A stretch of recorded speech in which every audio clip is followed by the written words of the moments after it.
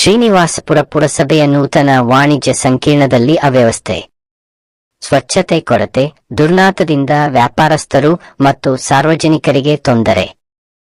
Swachh Bharat mission ಕೇವಲ ಫಲಕದಲ್ಲೇ ಉಳಿದಿದೆ ಎಂದು ಸಾರ್ವಜನಿಕರ ಪ್ರಶ್ನೆ. ಶ್ರೀನಿವಾಸಪುರ ಪಟ್ಟಣದ ಹೃದಯ ಭಾಗದಲ್ಲಿರುವ ಪುರಸಭೆಯ ನೂತನ ವಾಣಿಜ್ಯ ಸಂಕೀರ್ಣವು ಸ್ವಚ್ಛತೆ ಕೊರತೆ ಹಾಗೂ ನಿರ್ಲಕ್ಷ್ಯದ ಕಾರಣದಿಂದ ಸಾರ್ವಜನಿಕರ ಆಕ್ರೋಶಕ್ಕೆ ಕಾರಣವಾಗಿದೆ. 2016-17ನೇ ಸಾಲಿನಲ್ಲಿ ಸುಮಾರು 5 ಕೋಟಿ ರೂಪಾಯಿ ವೆಚ್ಚದಲ್ಲಿ ನಿರ್ಮಾಣಗೊಂಡ ಈ ವಾಣಿಜ್ಯ ಸಂಕೀರ್ಣವು ಇಂದು ಅವ್ಯವಸ್ಥೆಗಳ ತಾಣವಾಗಿ ಮಾರ್ಪಟ್ಟಿದೆ ಎಂಬ ಆರೋಪಗಳು ಕೇಳಿಬರುತ್ತಿವೆ. ಸಂಕೀರ್ಣದ ಒಳಭಾಗದಲ್ಲಿ ಸಮರ್ಪಕ ಸ್ವಚ್ಛತೆ ಇಲ್ಲದೆ ಎಲ್ಲೆಂದರಲ್ಲಿ ಕಸ ಬಿದ್ದಿದ್ದು ದುರ್ನಾತ ವಾತಾವರಣ ನಿರ್ಮಾಣವಾಗಿದೆ. ವಿಶೇಷವಾಗಿ ಫಿಲ್ಟರ್ ವಾಟರ್ ಯಂತ್ರಗಳ ಪಕ್ಕದಲ್ಲೇ ಎಲೆ ಅಡಿಕೆ, ಪಾನ್ ಪರಾಗ್ ಕವರ್ಗಳು ಹಾಗೂ ತ್ಯಾಜ್ಯ ವಸ್ತುಗಳು ರಾಶಿಯಾಗಿ ಬಿದ್ದಿರುವುದು ಸಾರ್ವಜನಿಕರ ಆಕ್ರೋಶಕ್ಕೆ ಕಾರಣವಾಗಿದೆ. ನೀರು ಕುಡಿಯಲು ಬರುವ ನಾಗರಿಕರು ಮೂಗು ಮುಚ್ಚಿಕೊಂಡೇ ತೆರಳುವ ಪರಿಸ್ಥಿತಿ ಉಂಟಾಗಿದೆ ಎಂದು ವ್ಯಾಪಾರಸ್ಥರು ದೂರಿದ್ದಾರೆ. ಇದರ ಜೊತೆಗೆ ಕೆಲವರು ಸಂಕೀರ್ಣದ ಆವರಣದಲ್ಲೇ ಧೂಮಪಾನ ಹಾಗೂ ಮದ್ಯಪಾನ ಮಾಡುತ್ತಿರುವುದರಿಂದ ಕುಟುಂಬ ಸಮೇತರಾಗಿ ವ್ಯಾಪಾರಕ್ಕೆ ಬರುವ ಮಹಿಳೆಯರು ಹಾಗೂ ಹಿರಿಯ ನಾಗರಿಕರು ತೀವ್ರ ಅಸಮಾಧಾನ ವ್ಯಕ್ತಪಡಿಸಿದ್ದಾರೆ. ಸಾರ್ವಜನಿಕ ಸ್ಥಳಗಳಲ್ಲಿ ಇಂತಹ ಚಟುವಟಿಕೆಗಳು ನಡೆಯುತ್ತಿದ್ದರೂ ಸಂಬಂಧಪಟ್ಟ ಅಧಿಕಾರಿಗಳು ಯಾವುದೇ ಕ್ರಮ ಕೈಗೊಳ್ಳದೆ ನಿರ್ಲಕ್ಷ್ಯ ವಹಿಸುತ್ತಿದ್ದಾರೆ ಎಂಬ ಆರೋಪ ಕೇಳಿಬಂದಿದೆ. ವಾಣಿಜ್ಯ ಸಂಕೀರ್ಣದ ಗೋಡೆಗಳ ಮೇಲೆ ವಿವಿಧ ಜಾಹೀರಾತು ಬಂಟಿಂಗ್ಸ್, ಪೋಸ್ಟರ್ಗಳು ಹಾಗೂ ಭಿತ್ತಿಪತ್ರಗಳನ್ನು ಅಂಟಿಸಿರುವುದರಿಂದ ಕಟ್ಟಡದ ಸೌಂದರ್ಯ ಹಾಳಾಗಿದ್ದು ಕೆಲವು ಅಂಗಡಿಗಳ ಹೆಸರು ಫಲಕಗಳು ಕಾಣದಂತಾಗಿವೆ. ಇದರಿಂದ ವ್ಯಾಪಾರಿಗಳಿಗೆ ವ್ಯಾಪಾರ ನಡೆಸಲು ಅಡಚಣೆ ಉಂಟಾಗುತ್ತಿದೆ ಎಂದು ಅಂಗಡಿ ಮಾಲೀಕರು ಅಳಲು ತೋಡಿಕೊಂಡಿದ್ದಾರೆ. ಅದೇ ರೀತಿ ದ್ವಿಚಕ್ರ ವಾಹನಗಳನ್ನು ಅಡ್ಡಾದಿಡ್ಡಿಯಾಗಿ ನಿಲ್ಲಿಸುತ್ತಿರುವುದರಿಂದ ಸಾರ್ವಜನಿಕರ ಓಡಾಟಕ್ಕೂ ತೀವ್ರ ತೊಂದರೆ ಉಂಟಾಗಿದೆ. ತುರ್ತು ಸಂದರ್ಭಗಳಲ್ಲಿ ಸಹ ಸುಗಮ ಸಂಚಾರ ಸಾಧ್ಯವಾಗದ ಪರಿಸ್ಥಿತಿ ನಿರ್ಮಾಣವಾಗಿದೆ. ಪುರಸಭೆಯ ಅಧಿಕಾರಿಗಳು ಪ್ರತಿದಿನ ಇದೇ ಸ್ಥಳದಲ್ಲಿ ಓಡಾಡುತ್ತಿದ್ದರೂ ಸಮಸ್ಯೆಗಳ ಬಗ್ಗೆ ಗಮನ ಹರಿಸದೇ ಇರುವುದಕ್ಕೆ ಸಾರ್ವಜನಿಕರು ಆಕ್ರೋಶ ವ್ಯಕ್ತಪಡಿಸಿದ್ದಾರೆ.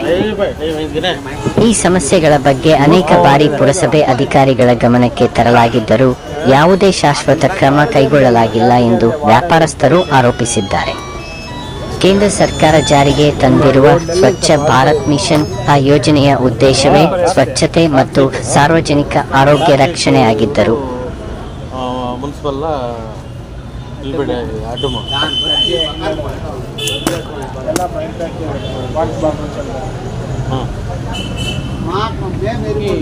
తీసుకురేస్తుంది ఇట్లేదు అనుకున్నా తీసుకురేస్తుంది నన్ను లాస్ట్ ఇంకా అన్నీ అంతా అయిపోయినాయి.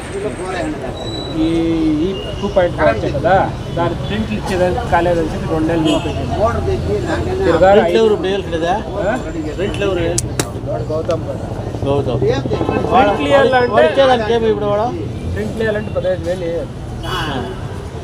లేకుంటే కార్తీక్ ఇచ్చేయలేదు.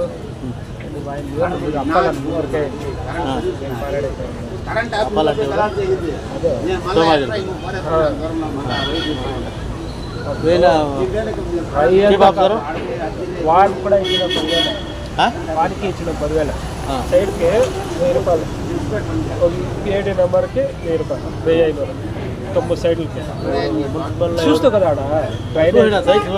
మున్సిపల్ ఎవరు తీసుకున్నాడు దీనికి ప్రతాప్ గారికి 5,000 వేసినాను. ఫోన్పేకి వేయలేదు, 1 వేసిలేదు. తిరుగా సపరేట్గా 5,000 ఇచ్చినారు వానికే. నేనే ఇచ్చింది. ఎందుకు వేయాల రామాయణలో అంతా పెళ్ళాము. జూలై 22వ తారీఖు వేసినాను. జూలై 22వ తారీఖు 10:55 అసలే ఎంత అండి. 1 మొబైల్ 5,000 అని వేసాను. 4,000 ఫోన్పే వేసి 1,000 రూపాయలు కాస్ట్ ఇచ్చింది.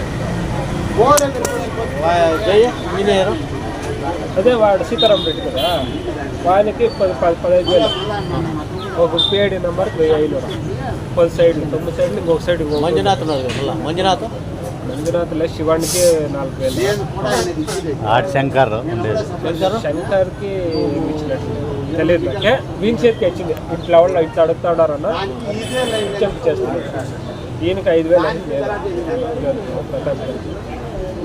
బాగుంది ఛానల్ ప్రతాప్ గంధ్ అంతా డీలింగ్. వానికి తెలియదు నా గురించి, మళ్ళీ తెలిసేకొనికి అల్లాడి పడిచానా లేదన్నా లాస్ట్లో ఎప్పుడు కార్తీక్ పెట్టాడు అట్లా ఇంకా కార్తీక్ పై మాట్లాడుతూ తప్పాయిలప్ప మీ అమ్మకం విచారణ వచ్చింది అడుక్కొని నేను నాకు మాట ఇచ్చినాడు తీస్తాను.